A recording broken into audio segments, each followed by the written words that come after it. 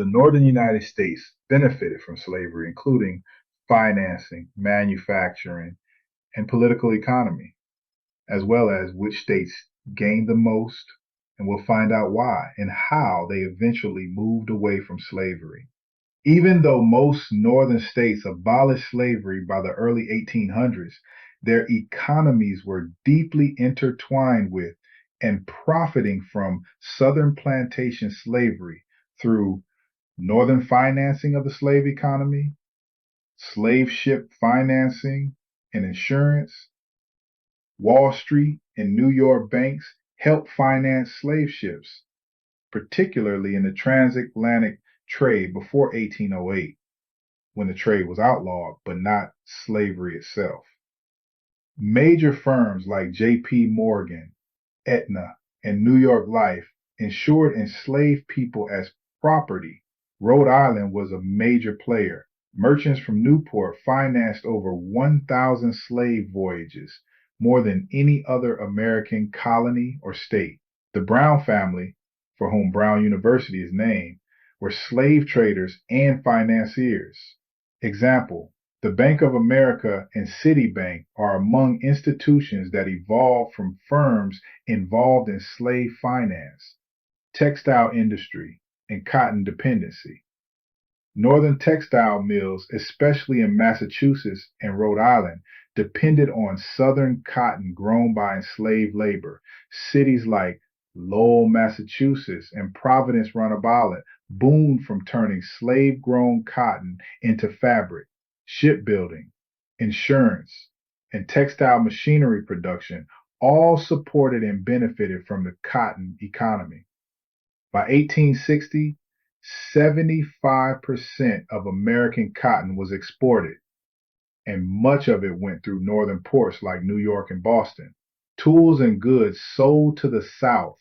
Northern manufacturers created and sold cotton gins, plows, hoes, chains, and clothing for enslaved people. Shackles and whipping instruments were also sold from northern foundries. Companies like Eli Whitney's cotton gin business revolutionized cotton production, increasing demand for enslaved labor. The North sold industrial goods to the South, making the enslaved labor system even more productive, benefiting both economies. Which northern states benefited the most?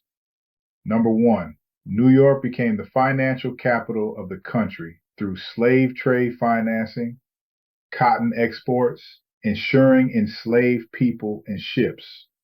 New York ports handled southern cotton exports, fueling Wall Street's early rise. Number two, Rhode Island led the U.S. in slave ship voyages. Newport was a major slave trading port.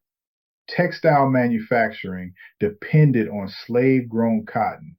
Number three, Massachusetts, home to many textile mills that turned cotton into fabric.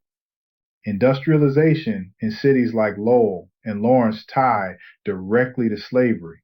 Number four, slave labor was less useful in small-scale farming and factories. Within urbanization, cities grew in population and became hubs of commerce and finance. Industrial capitalism replaced agrarian-based systems. There was moral and religious abolitionism, groups like the Quakers.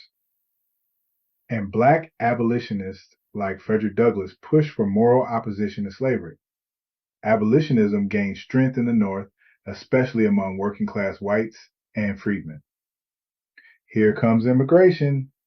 Where's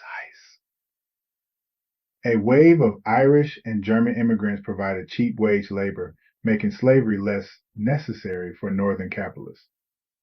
Then there was political conflict with the South.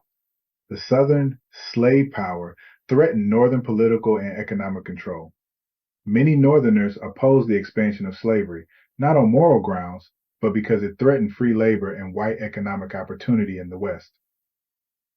The North financed slave ship loans, insurance, investment, banking.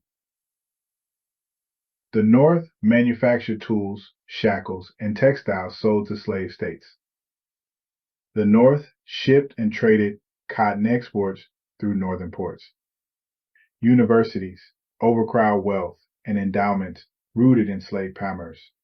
The North, insurance on enslaved people as insurable property.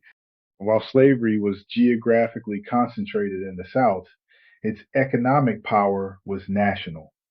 The North enabled, profited from, and depended on slavery, even as it shifted away from it structurally.